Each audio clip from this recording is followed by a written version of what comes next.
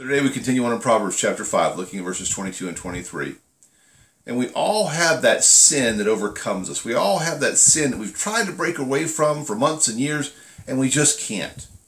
And Solomon identifies the problem today in verse 22. He says, the evil deeds of the wicked ensnare them, and their sin, the cords of their sins hold them fast. So here's the thing.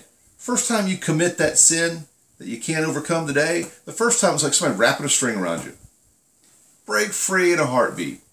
Second time, another string. Another string, another string, another string. Before you know it, what you have around you is a rope instead of a string. It's a bunch of little strings, but it's as powerful as a rope. And it's got you trapped, got me trapped. Hey, listen, I'm no different. There are sins we struggle with. And Solomon's been talking about immorality, and we could use that as an example, but any sin is the same way. The first time, oh, I want to get, I can break free, but then before you know it, we become hardened to that sin. And we're held captive. And we want to break away. So then the question is, how do we break away? Well, I believe there are 3 steps we can take to break away that will help us. First of all, identify the sin and write it down.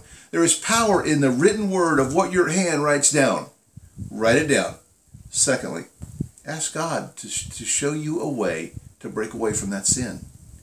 Ask God, Lord, I want to quit doing this. How do I do it?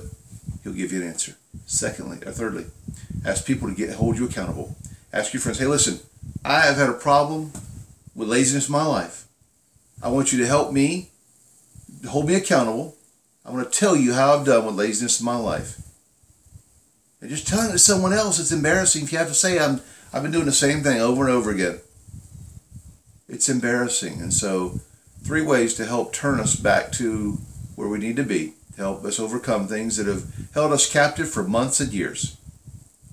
Write it down, go to the Lord, go to others.